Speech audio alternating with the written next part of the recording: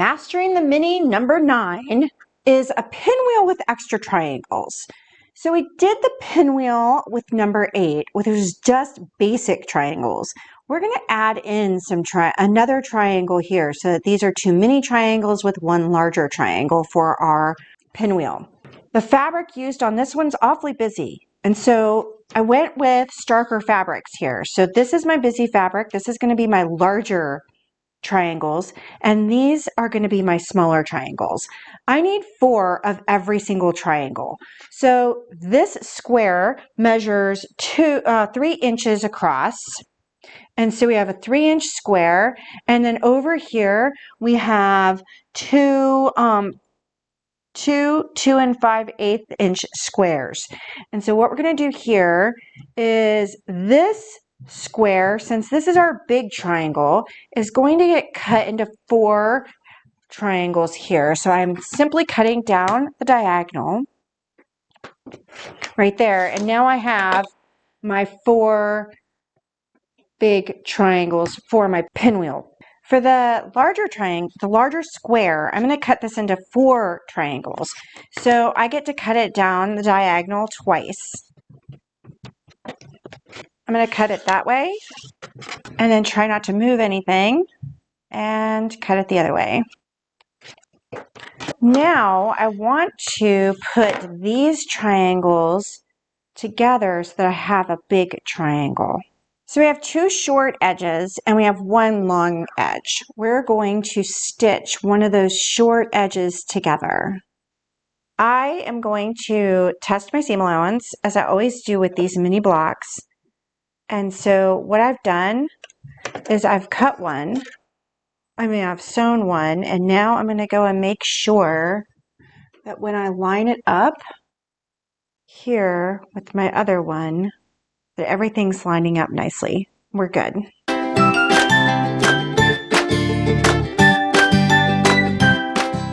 I am going to press all of these so that they're pressed toward the dark edge or the dark fabric. So I always place my dark fabric on top, and then I can open them up like that, and that will automatically have it going to the dark fabric. Next, we're going to get our squares by stitching right sides together our larger triangles with our smaller triangles. I know my seam allowance is pretty good, and I'm going to be trimming these down anyway, so I'm going to go ahead and chain piece all 4 of these.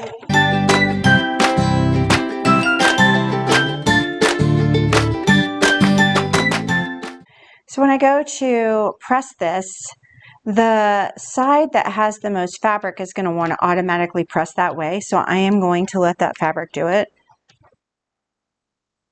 So I am going to open up that green, and then we're going to square every single one of these squares off to 2 1/4 inches.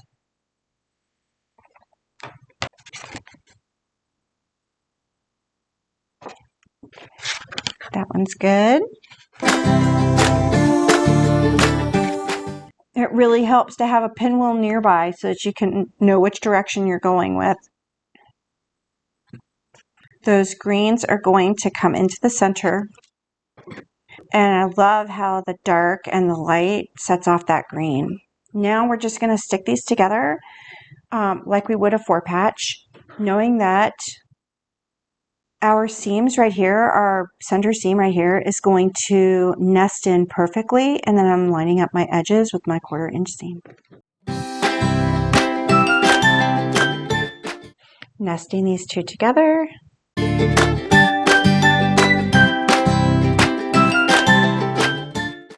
Now we can open them up. We want that green going toward the center.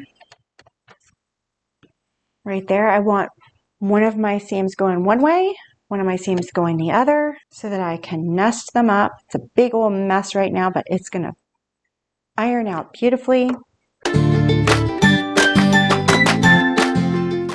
So now we're going to press it and square it off. I like to press from the top and from the bottom just to make sure the seam allowances are going in a good direction. We've got some nice small mini triangles happening in here. getting smaller and smaller as we go. And now I can line up with the 2-inch mark right here, and I can line up with my diagonal line right there and just trim this into a 4-inch. Trimming will make the big quilt go together so much easier. I have a couple more of these to make, but this is block number 9 of our Mastering the Mini Challenge.